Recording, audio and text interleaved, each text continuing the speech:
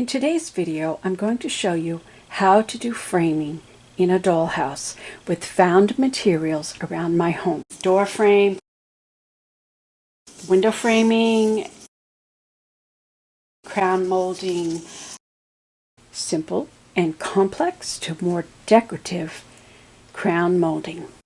Chipboard. It comes in varying thicknesses.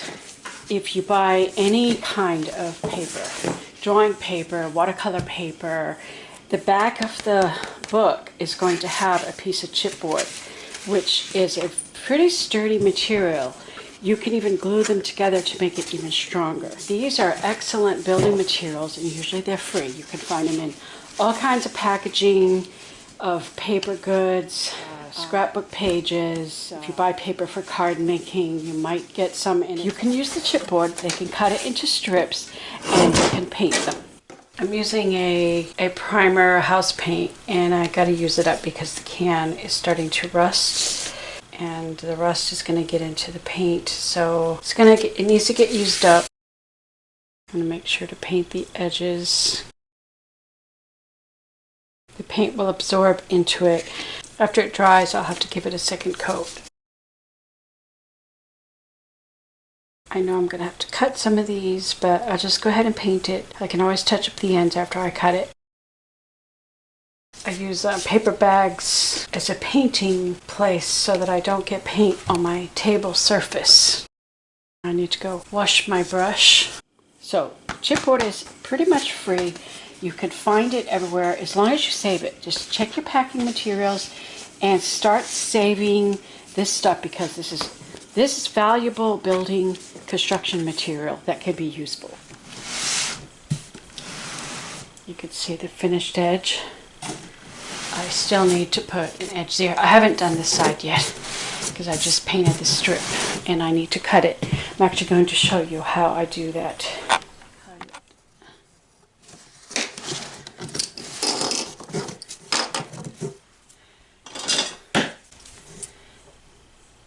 Now, I did paint the front and the edges. I did paint this end, but since I just cut that, it's not painted. The back is not painted, but it's now the right size so that I can glue it on. So I will put glue on the back. Large paper clips are useful tools. And then I have to cut a strip that will go between here and give a more finished edge to the door. And so that's where having tack board is very useful. It's a thin cardboard and it's smooth and you can cut it straight. And once they're painted, they kind of look like boards. And that gives a little more strength to our doorways and to our frame. And we can, instead of having these raw edges, we can finish it off with some nice finished edges.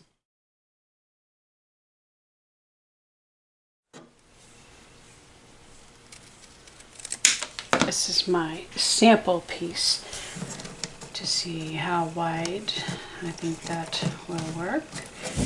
So I'm going to use that as my template to mark my cardboard.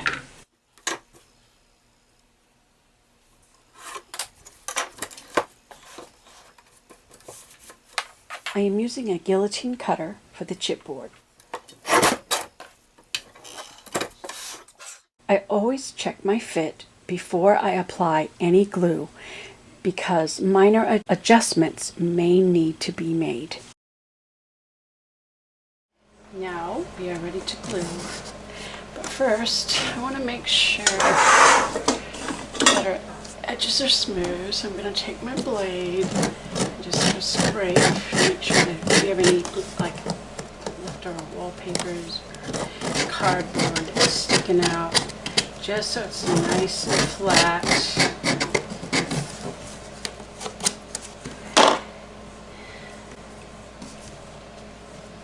I always like to check everything. Okay, we're ready to glue. I prefer to use tacky glue. That gives it a very nice finished look. No more rough corrugated raw edges. I need to do this side and the top, and then the door frame will be finished. You're going to help me, kitty cat. Now I'd appreciate it if you don't run away with my cap of my glue like you did last time. This time I'm going to be smart and I'm going to put the cap on so you can't run away with it.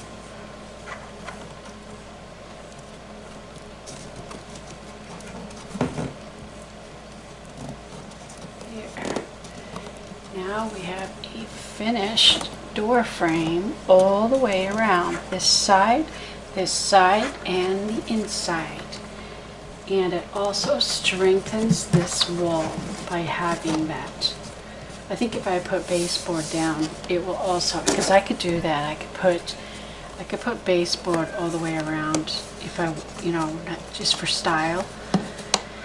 I could have that by cutting more strips of this. So here it is. We have a door frame that looks finished. And it's all made with cardboard, no wood. Very cool, huh?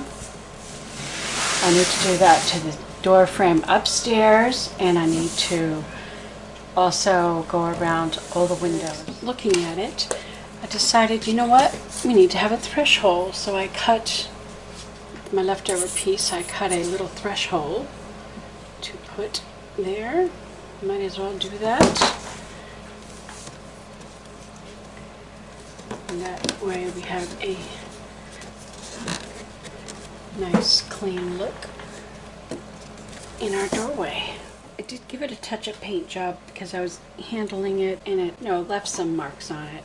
So it also helps to fill in the gaps, the cracks, to one more layer of sealing the frame. So it's a good idea to touch it up with paint afterwards. And then I discovered, I am an artist, and I'm always cutting out picture frames, and I had cut out a whole bunch of brown picture frames, and this is the center hole that I cut out the window where the artwork goes.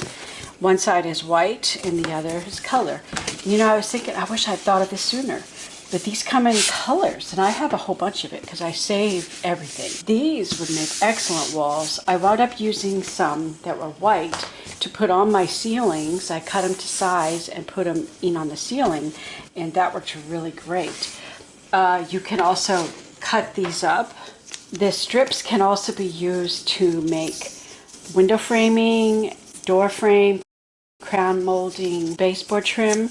You can do that with mat board strips, which I have a ton of because I'm an artist and I'm always cutting out frames and such. If you don't have that because you're not an artist, you can use the chipboard. They can cut it into strips and you can paint them. So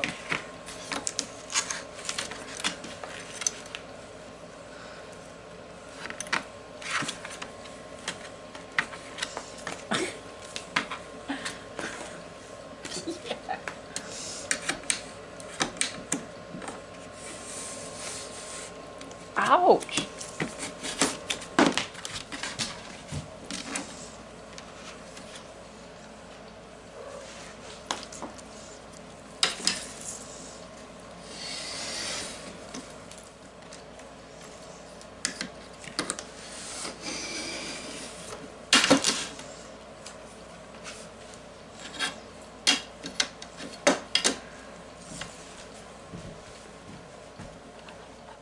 When using mat board, no painting is necessary.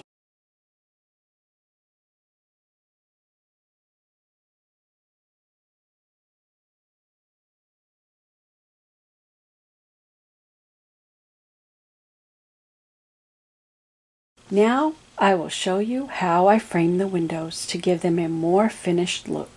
To hide the corrugated cardboard using strips of mat board. Remember, if you don't have mat board, you can use chipboard that has been painted. The width of the sill, jamb, and heads needs to span the thickness of the wall from the window pane to the very edge of the interior wall. After first gluing on the windowsill, I then add the side jambs, checking each the fit before gluing, and lastly, I add the head jamb. Next, I work on the casing, or the trim, of the window again, checking each piece for the right fit before gluing. I first add on the vertical casings. I want this to cover the very edge of the jambs, so there's no gap seen between them.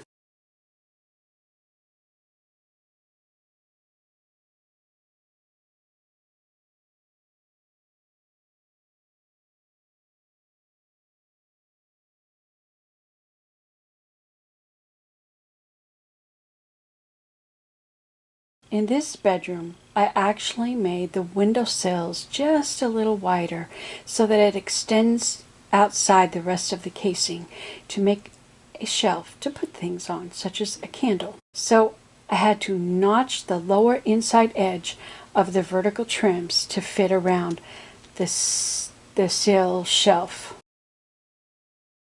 If you have any rough edges, you can lightly sand them with sandpaper. I wrapped a piece of sandpaper around a wooden block and stapled it on. My cutting blade must be getting dull because it wasn't giving me a clean cut.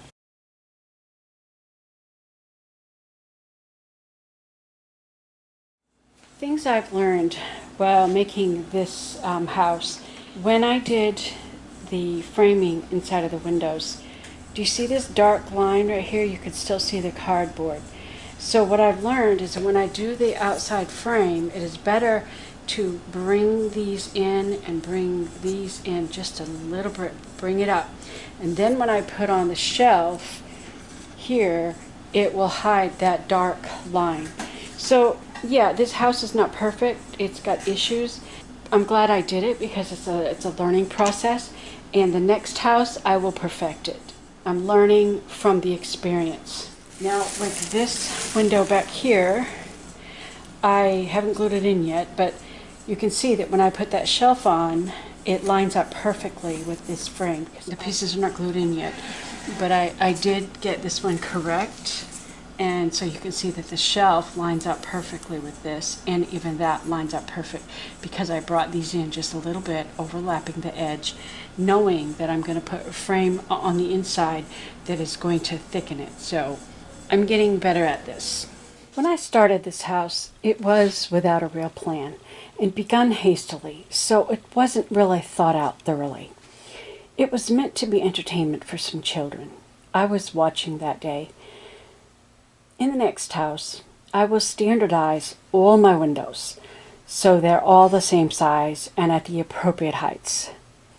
This house has been a learning house, so I'm glad I've not spent any money on it. When I was a young child, I made a dollhouse out of cardboard, but I didn't have all the tools and materials that I have access to today. Though imperfect as this house is, my childhood self would be quite proud of it. I'm finding ways to hide its flaws, or to disguise them well, as you will see in the next segment on making fancy crown molding. In this bedroom, you see simple crown molding, which is just a thin strip of mat board at the top of the wall. The same can be done for baseboard as well. Sometimes when things go wrong is when you really have to get creative. As I've already said, this house initially was thrown together haphazardly. I had used cardboard strips to support the upper floor. I will have a better plan in the construction of my next house. Now they are ruining my decor, so I have to hide them. I cut a sample piece of mat board and scored it to make it fold. I sized it to fit the space I needed to hide.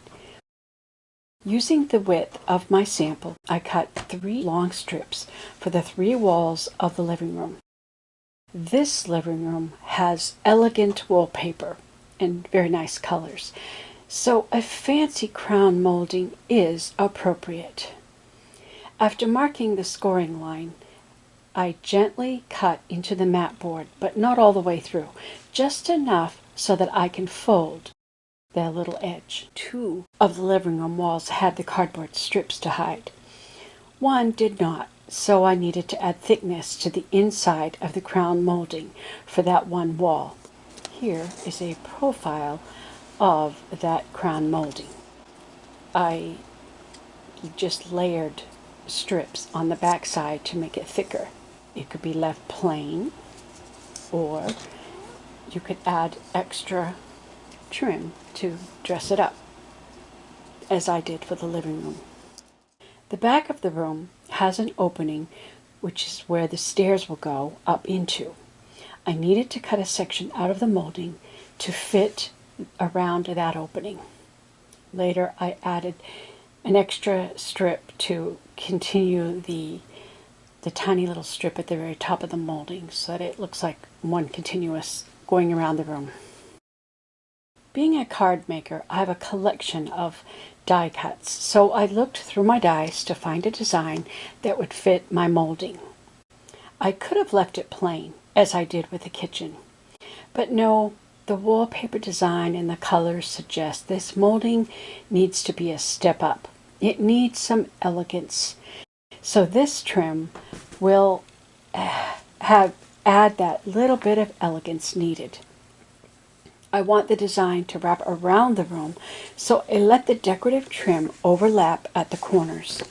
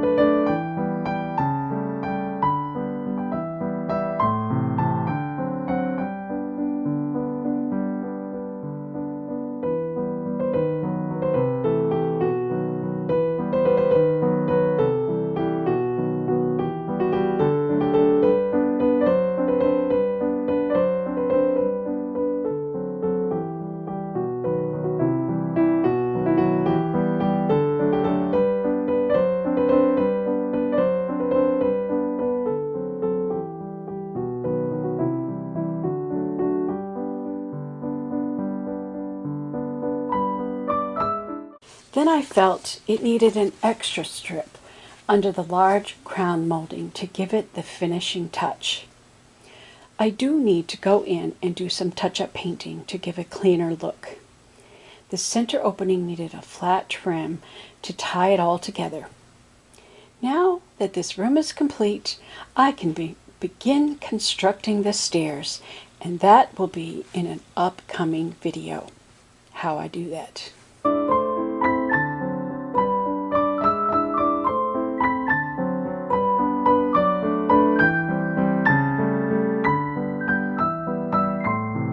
Here is a look at where the house is as of this recording. You will see an extra special window added to the attic. The making of that will be in an upcoming video. Another video will be the exterior siding. I also have to work on the roof. Once the roof is done, I want to do something to the entire exterior of the house to harden and protect it, which will be another video. And then I will begin on cabinets for the kitchen, curtains and curtain rods, and furniture to fill the house, and perhaps some dolls to live in the house. So stay tuned, and don't forget to subscribe, hit the notification bell so that you won't miss my next video. And do check out my different playlists to see what else my channel can teach you. Thanks for watching.